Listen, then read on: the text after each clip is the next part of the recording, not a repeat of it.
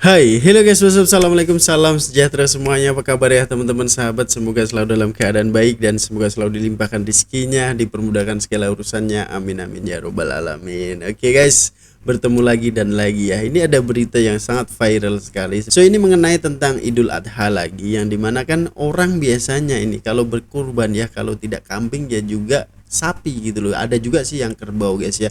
Bahkan di daerah Demak sini banyak sekali kerbau. Kudus itu banyak sekali kerbau guys ya.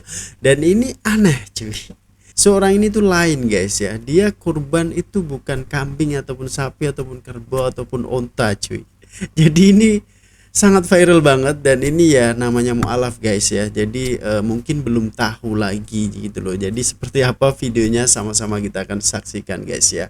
Oke, link ada di description jika kalian pengen nonton videonya langsung. Jadi tak perlu lagi masa lagi, langsung aja kita play. Bismillah and play. Seorang mualaf berkurban seekor babi. Nah, mualaf. Hari Raya Idul Adha beberapa hari yang lalu baru dirayakan oleh seluruh umat muslim di dunia termasuk Indonesia. Seperti diketahui pada Hari Raya Idul Adha ada sebuah ibadah yaitu kurban, di mana hewan kurban disembelih dan dagingnya dibagikan kepada orang yang berhak. Oke. Umumnya hewan yang dijadikan untuk kurban terutama di Indonesia adalah hewan-hewan ternak seperti sapi, kerbau, kambing dan lainnya. Akan tetapi peristiwa unik terjadi di Papua di mana seorang yang baru mualaf atau menjadi Islam hendak berkurban dengan babi. Ya, babi, seorang yang baru mualaf di Papua itu membawa babi untuk dijadikan hewan kurban.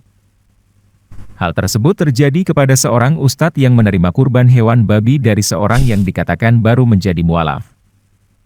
Dilansir dari akun Instagram Folksheet yang mengunggah kejadian unik tersebut. Ini lihat guys, ustadznya aja ini bingung cuy ya. Tiba-tiba sampai kok kaki pendek gitu loh. Aduh, tapi udah punya niatan baik ya. Insya Allah pasti akan ada jalan lah guys ya. Sebab ini mualaf. So mualaf kan baru belajar, baru paham tentang Islam, dan niatnya itu baik gitu loh ya. Ingin berkurban guys. Lanjut. Karena belum paham, seorang mualaf di Papua membawa hewan kurbannya ke masjid untuk disembelih.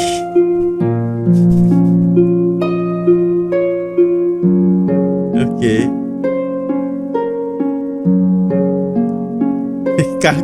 Kaget dong pastinya ya ustadz ataupun pengurus musolanya, pengurus masjidnya guys. Sebab ini orang Papua guys. Sebab kalau Papua ini kan, ini adalah salah satu makanan spesial juga ya kepada orang-orang Papua di sana gitu loh guys ya. Jadi unik. Inilah uniknya Indonesia nih guys ya. Berbagai suku, kaum ya, macam-macam cuy.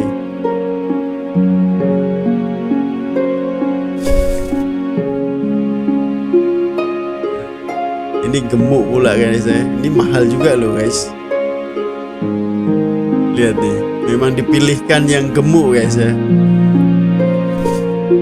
Download Tribun. Oke guys, link ada di description ya. Kalian untuk nonton videonya langsung. Kita langsung aja gas ke komentar ini guys ya.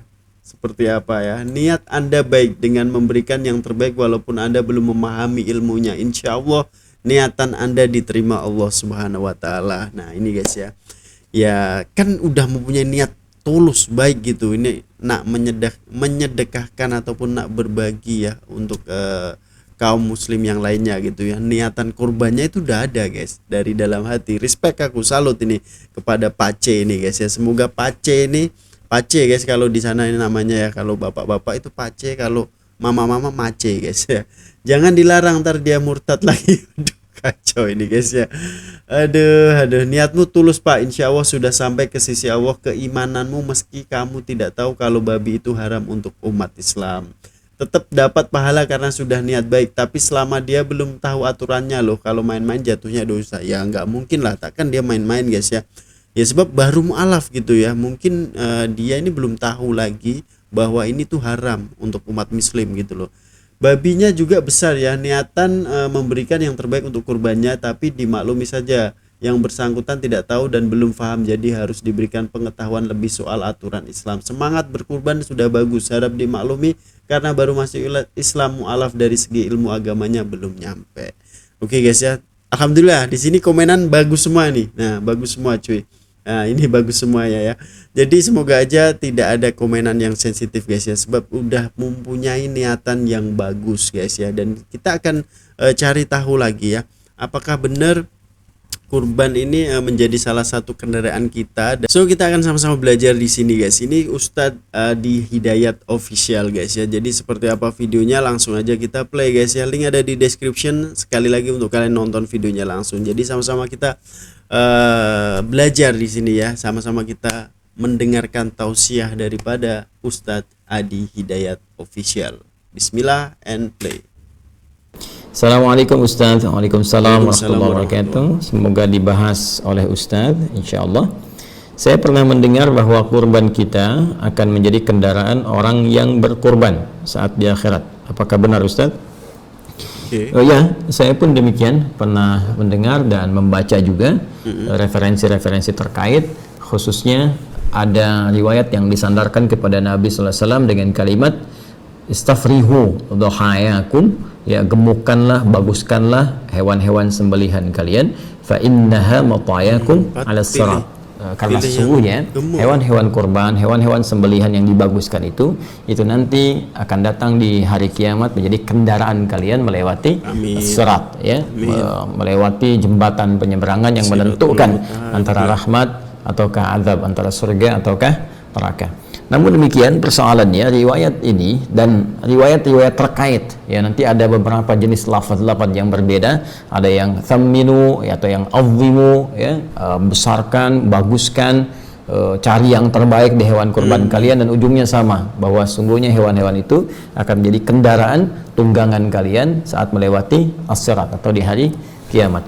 Seluruh riwayat-riwayat ini persoalannya dinilai oleh para ulama-ulama pakar di bidang ahli hadis itu sebagai riwayat-riwayat yang sangat lemah, bahkan sebagian diantaranya tidak memiliki asal ya, sehingga disebut hadis-hadis yang bermasalah. Bahkan Ibnu Arabi Al-Maliki menyebut hampir seluruh hadis-hadis yang terkait dengan keutamaan-keutamaan penyembelihan kurban ya, yang dimaksudkan keutamaan ini yang berlebihan, yang seperti tadi disampaikan, itu tidak ditemukan kekuatannya ya, atau dipandang lemah ya dalam persoalan-persoalan terkait dengan keutamaan-keutamaan penyembelihan hewan kurban. Di sini kita bisa temukan beberapa ulama mengomentari spesifik atas riwayat yang tadi disampaikan, seperti Al-Imam Ibnu Hajar Al-Asqalani dalam Talhisul Habir juga menyebut riwayat ini sangat lemah sekali. Demikian dengan misalnya As-Sakhawi ya, As-Sakhawi pakar di bidang penelitian hadis, beliau punya kitab namanya Maqasidul Hasanah, juga senada dengan Ibnu Hajar Al-Asqalani, menilai hadisnya sangat lemah sekali. Demikian juga Al-Munawi dalam Faidul Qadir, beliau menyebut bahwa ini pun sangat lemah sekali. Dan beberapa ulama termasuk Al-Imam As-Suyuti juga beliau menilai bahwa hadis ini sangat lemah sekali. Namun ada yang menarik, beberapa komentar para ulama sekalipun pandangan mereka menyebut bahwa ini riwayat-riwayat ini lemah, bahkan pada sebagian riwayatnya yang lain itu tidak ada asalnya, tidak ada ketersambungan kepada Nabi SAW, sehingga disebut dengan hadis-hadis yang palsu, hadis-hadis yang cacat sanad. Namun demikian, ada komentar yang sangat juga cukup bagus dari sebagian kalangan ulama yang menyebutkan bahwa boleh jadi perkataan-perkataan ini sesungguhnya bukan ingin menunjukkan maksud dari real aslinya ini menjadi kendaraan, tapi berupa majas atau kiasan, karena ungkapan-ungkapan dalam bahasa Arab itu seringkali juga bisa bermakna kiasan. Apa maksudnya? Maksudnya adalah hewan-hewan ini ya, jika memang kita bisa mencari yang paling bagus, mencari yang paling baik, maka dimungkinkan pahalanya semakin bagus. Ya, semakin baik, semakin banyak. Dan dengan banyaknya pahala ini yang akan memudahkan kita melewati as-sirat, karena timbangannya semakin besar, timbangan semakin banyak. Ya, bukankah kurban pertama yang diterima oleh Allah Subhanahu wa taala dari anak Nabi Adam alaihissalam adalah kurban yang terbaik? Ya, kurban yang paling bagus, ya kan? Seperti disebutkan, disyaratkan di Quran surah ke-5 Al-Maidah ayat 27 itu. Ya, watlu alaihim naba abnai adam bil haqqi idh qarraba qurbanan fatuqbila min ahadihima ya wa lam yutaqabbal minal akhar. Dan bacakanlah Muhammad sallallahu alaihi wasallam, ajarkan kepada mereka kisah tentang dua anak Adam ya alaihissalam dengan kisah yang sebenar-benarnya ketika mereka dimintakan oleh Allah Subhanahu wa taala untuk menunaikan ibadah kurban, ya maka diterima yang satu, yang lainnya ditolak. Siapa yang diterima ini adalah anak Adam alaihissalam yang berkorban dengan hewan ternaknya, ya, dipilih yang paling bagus, yang paling gemuk, yang paling indah tampilannya, itu yang diterima. Sementara yang satunya lagi tidak mendapatkan penerimaan karena memilih kualitas yang paling jelek dari hasil perkebunannya. Nah, ini di sini ya kemudian terlihat bagaimana kesungguhan untuk berkorban itu, sampai-sampai ketika Allah pun menurunkan surah Al-Kautsar ya kepada Nabi Muhammad SAW yang menjamin surga terbaiknya dengan segala keindahan nikmatnya, sampai-sampai Allah memerintahkan Nabi bersyukur untuk memperbanyak salat, kemudian juga berkorban, ya. Dan perhatikan kalimatnya, inna a'tainakal kautsar fasalli, ya, maka salatlah li rabbika, kepada Rabbmu, ya, wanhar, ya, dan berkurbanlah. Kalimatnya menggunakan nahar. Nahar itu sepakat dalam bahasa Arab digunakan untuk apa? Unta, ya, hewan sembelihan untuk unta. Sedangkan unta tingkat yang paling tinggi, yang paling bagus, yang paling besar, yang paling banyak manfaatnya. Nah, ini memberikan isyarat kepada kita bahwa jika kita akan berkorban, maka dengan anggaran yang mungkin kita bisa keluarkan, cari yang paling bagus hewannya. Jika harta kita misalnya cukup berlebih, maka dengan harta itu cari yang paling terbaik, ya, cari yang paling bagus, yang paling gemuk, yang paling banyak manfaatnya. Maka dari situ apa yang bisa didapatkan, keikhlasan kita dengan berkorban itu yang menjadikan pahala bisa berlipat. Dengan pahala berlipat, mizannya semakin kuat, semakin berat, dan dengan semakin berat ini, itu yang berpeluang kemudian menghadirkan ridha Allah Subhanahu wa taala, menutupi kesalahan kita sehingga mempercepat kita melewati sirat. Barangkali ini yang dimaksudkan menjadi kendaraan dalam konteks amalnya, bukan konteks kemudian hewannya, karena Allah sendiri menyampaikan dalam surat Al-Hajj ayat ke-37, la yanalallaha luhumuha wala dima'uha walakin yanaluhu taqwa minkum. Yang sampai kepada Allah itu bukan dagingnya, yang sampai bukan darahnya, tapi yang sampai kepada Allah ketakwaan kitanya. Dan dengan takwa ini kendaraan terbaik dan pakaian terbaik yang kita kenakan untuk bisa menghadap Allah dan mempercepat kita melewati sirat guna menuju rahmat Allah Subhanahu wa taala, yaitu surganya. Walibasut taqwa dzalika khair, dan pakaian takwa itulah pakaian yang terbaik. Jadi kita simpulkan dari segi sanad kualitasnya sangat lemah, bahkan bukan hanya sangat dhaif jiddan, tapi juga ada yang la aslalahu, nggak ada asalnya, ada yang palsu dan sebagainya. Tapi dari segi matannya, dari segi isinya, ada isyarat yang menunjukkan ini bermakna kiasan, dalam arti pemahaman memperbagus hewan kurban supaya pahalanya banyak, dan dengan pahala itu itulah kendaraan terbaik untuk menuju surga dengan rahmat Allah Subhanahu wa taala. Saya kira demikian cara memahaminya. Semoga Allah Subhanahu wa taala meringankan segala apa yang kita ikhtiarkan untuk mudah dilakukan, dan semuanya mendapatkan penerimaan di sisi Allah Subhanahu wa taala. Sekali lagi, jangan bersandar kepada hadis ini karena hadisnya sangat lemah, bahkan sebagian besar adalah diduga palsu, tapi boleh memaknai hadis ini dengan makna kiasannya dengan pengertian yang tadi saya sampaikan. Allahu taala alam bissawab. Oke guys, ya demikianlah penjelasan daripada Ustaz Adi Hidayah. Jadi kita harus memilih guys ya.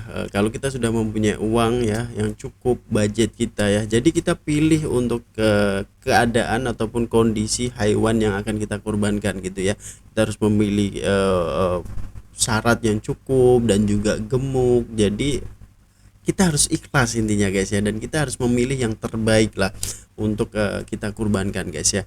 Jadi kita juga kalau kita belum kuat nih ya, belum kuat untuk membeli satu sapi ya, mungkin ya guys ya, itu kita bisa kongsi kepada saudara-saudara mara kita ya, mungkin 7 orang guys ya, kan untuk satu sapi itu 7 orang, kalau kambing 1 orang guys ya.